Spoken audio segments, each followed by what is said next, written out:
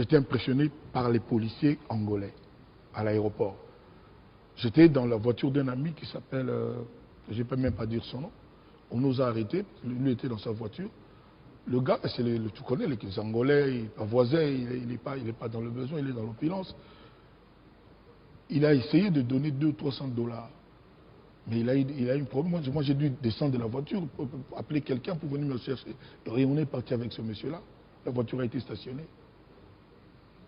Quel est le policier congolais aujourd'hui qui peut refuser 200 dollars? Koffi Olomide justifie le comportement des policiers par le fait qu'ils ne soient pas bien payés. Pourtant, ils ont quand même des serments. Je ne fais que répondre aux questions. Hein. Les sujets, c'est vous qui les avez choisis. Moi, je ne fais que répondre aux questions. Je ne suis pas venu pour les policiers, mais vous avez commencé par là, donc je réponds. Voilà. On avance. Lionel Pakala. Merci beaucoup, Koffi Olomide. Vous avez presque peint un tableau presque sombre de tout ce que vous avez décrit de la situation en République démocratique du Congo. Non, monsieur, je n'ai pas décrit la situation. Oui, j'avance. Laissez-moi d'abord établir écoutez, si vous écoutez ma question, vous y répondrez très bien. Non, mais déjà, je ne veux pas de ça qui n'est pas juste. Je ne fais pas la situation du Congo, non. J'ai répondu à une question concernant les policiers congolais. Voilà. C'est différent. Donc ça ne veut pas dire la situation du Congo. Voilà. Alors, qu'est-ce que vous proposez par exemple pour ce qui est tout ce que vous avez décrit dans la circulation routière? Bon, si j'ai à proposer, je ne veux pas le faire à la télé. À quel titre je le ferai? En tant que Congolais? Non, moi j'ai mes idées, mais c'est pour moi. Je ne suis pas moi. Vous savez, je n'ai pas le monopole des solutions à nos problèmes. Non. Vous avez seulement le monopole de critiquer. Non, dans mon pays, quand il y a un accident comme celui que madame vient de décrire, j'ai le droit d'être au moins compatissant vis-à-vis de mes compatriotes, de déplorer ce que madame dit, la circulation, tout ça. On passe à autre information. Le 31 décembre 2019, le président de la République a promulgué un budget de 11 milliards de dollars et le plan de trésorerie a rabaissé plutôt les recettes projetées à 5,6 milliards. Et Koffi Olomide, nous savons tous que vous êtes diplômé des sciences commerciales à l'université de Bordeaux, en France.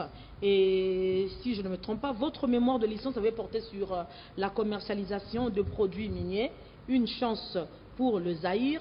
Et c'est par rapport à ça que je me permets de poser cette question. Que faut-il faire pour que tout le produit minier aujourd'hui profite à la République démocratique du Congo? Une manière pour nous de relever notre budget. Il faut la solidarité, il faut moins d'égoïsme, il faut l'intégrité totale et l'honnêteté complètement. C'est tout. C'est-à-dire il faut l'esprit de redistribution. Il faut que chacun sache que ce qui est à notre pays appartient à tous les Congolais. C'est déjà ça. Moi, je ne rentre même pas dans les considérations scientifiques, économiques, machin, non. Déjà, il faut qu'il y ait cet état d'esprit-là, la volonté de ne pas vouloir considérer ce qui est à notre pays comme son bien personnel. Point. Koffi Olomide, vous êtes plus dans la moralisation de la société congolaise que dans la technicité. Madame, on sait que ça ne marche pas. Madame, on m'a demandé de participer à cette émission. Je savais qu'on me poserait des questions.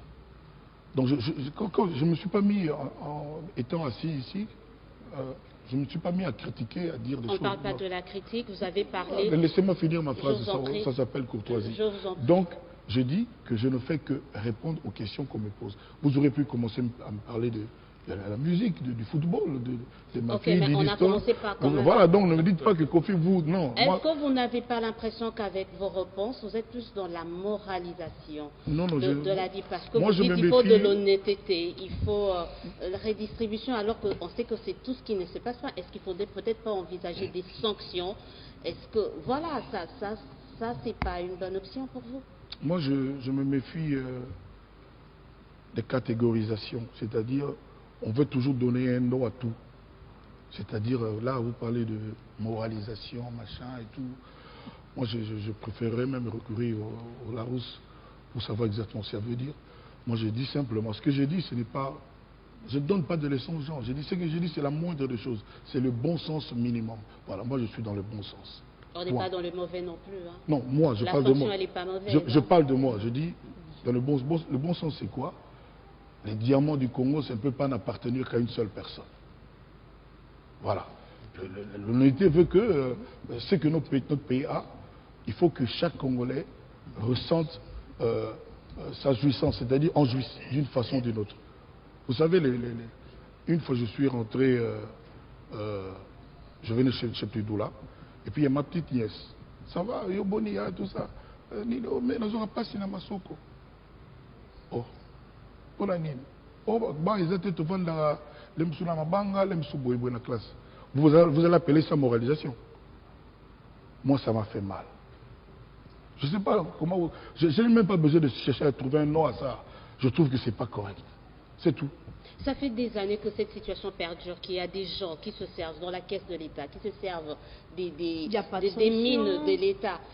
Rien n'est fait. Doit-on continuer comme ça à dire oui, il faut de l'honnêteté, oui, il faut ça. Pendant ce temps, il y a des gens, il y a des enfants qui manquent au étudier, comment étudier. Est-ce qu'il ne faut peut-être pas changer d'approche et des stratégies d'après vous? Vous avez posé la question et répondu à la question. Je n'ai vraiment pas de commentaire à faire. Est-ce qu'il ne faut pas changer de... Vous avez tout dit. Non, je m'attendais à cette Peut-être qu'Élysée aimerait dire qu'il faut punir, parce qu'apparemment, il y a trop d'impunité. On parle de l'impunité, ça ne va pas. Une fois, j'avais dit un truc, et j'avais peur que... On pense que... J'ai remarqué qu'il y a quelques années, feu président Mobutu, il avait nommé, je crois, un sujet allemand ou autrichien, M. Blumenthal, patron de la Banque centrale du Congo. Personne ne se rappelle, vous êtes trop jeune.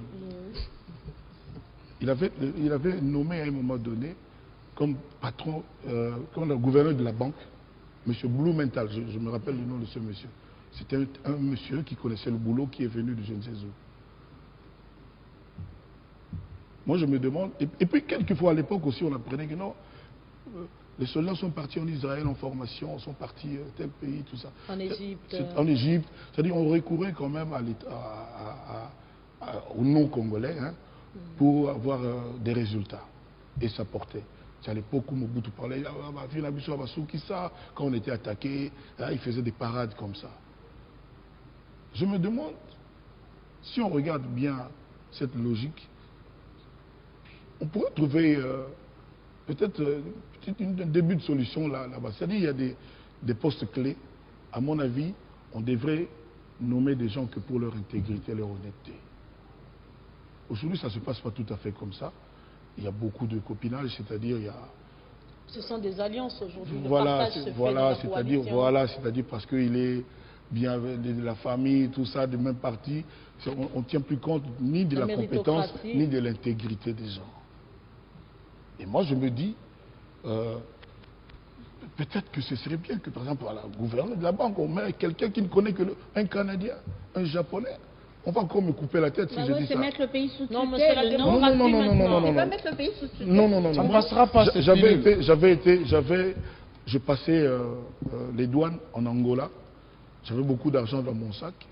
Et là-bas, je dirais qu'on ne pouvait pas passer avec une certaine quantité d'argent. Donc j'ai été appréhendé. On m'a demandé d'aller à la banque d'Angola, de verser l'argent sur un compte, toute une procédure et tout et tout. C'est là que j'ai appris que le gouverneur de la banque d'Angola, c'était un sujet non angolais. Portugais, je crois, ou brésilien, je ne sais plus. Et j'ai dit, mais purée, si ça marche comme ça, c'est parce que les gens là, les policiers à l'aéroport, tout le monde a Kofi, photo, tout ça. Mais, à un moment donné, ces mêmes policiers-là, j'avais beau être leur chanteur préféré, tout ça, ils m'ont dit, non, vous ne pouvez pas aller. Toute mon équipe est partie. Moi, je suis resté 12 jours après. C'est l'époque où j'avais rencontré Julio Iglesias. Voilà, je me rappelle bien. Donc, je suis reparti à l'hôtel. Le lendemain, j'étais à la banque d'Angola. J'ai ouvert un compte. J'ai passé toute une journée, toute une procédure. J'ai même eu l'honneur de parler au gouverneur de la banque à cette occasion. Il m'a dit, non, ne vous inquiétez pas. Le pays prendra 12%. C'est comme ça, ça se passe. Et puis, votre argent, vous allez virer sur un compte là où vous voulez. Je ne sais pas si chez nous, je suis sûr que ça existe, des lois comme ça. Mais ce n'est pas mis en pratique. Mais est-ce qu'on peut pas recourir? Et c'est quand même curieux. Quand vous êtes dans la cité, vous voyez un type qui achète du champagne en boîte. Oh, là, qui est ministre de Boïté. À Bala-le-Molek, il y a un directeur de Boïti. C'est dans notre pays.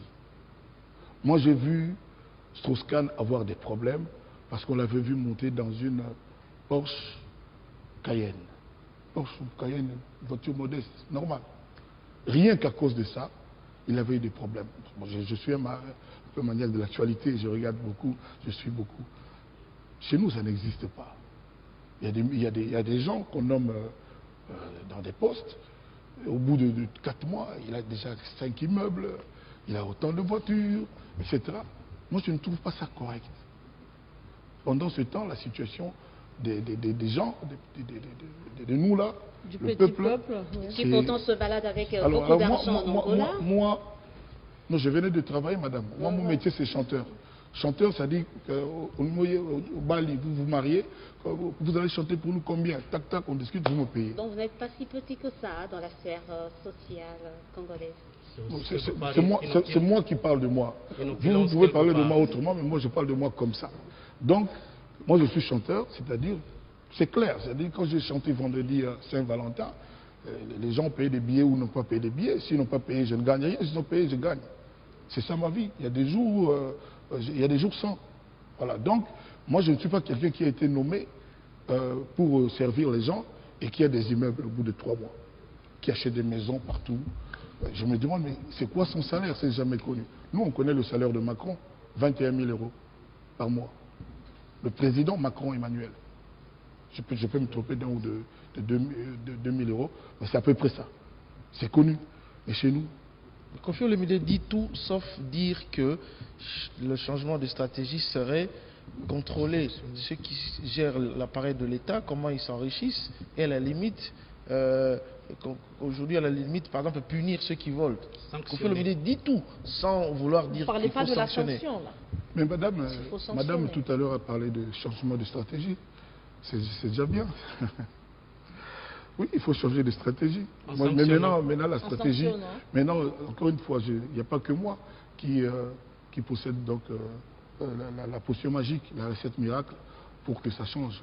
Donc il faudrait peut-être qu'on se concentre. Mais cette potion magique de Koffi Olomide, apparemment, que lui-même minimise, que ça ne compte pas. Mais pourtant, on en a besoin vraiment dans Acte U. Qui m'a dit qu'on avait besoin de Koffi pour ça? Personne. Koffi, c'est un leader d'opinion. Voilà, personne ne m'a dit. Personne n'a dit Koffi, voilà, non. Donc, personne, moi je suis là, je me bats. En tant que leader d'opinion, mais de temps en temps, quand on me pose la question sur les affres du peuple congolais, sur ce qui se passe, les emmerdes de mes compatriotes, j'essaie de réfléchir, parce que je vis ça au quotidien. J'essaie de réfléchir, je donne mes réponses. Maintenant, je ne suis pas politicien, je n'ai aucun pouvoir, rien. Moi-même, on m'arrête régulièrement. Hein, mais quand j'ai chanté avec Singila, sa chanson à lui, la femme de quelqu'un, on vient m'arrêter moi. Et puis la chanson après fait le bonheur de tout le monde. On est à 20 millions de vues. Donc voilà, je suis qui moi? Je suis rien. Alors, oui, Koffi Olomide, la rumba congolaise, c'est quand même une industrie importante, mais actuellement, avoir les autres musiques, à l'instar du tango en Argentine ou la samba au Brésil, est-ce que vous pensez que la rumba congolaise a une valeur économique qui puisse vraiment contribuer au budget de l'État? Oui, mais cette valeur ne verra pas le jour vraiment comme ça se passe. Moi, j'ai appris par exemple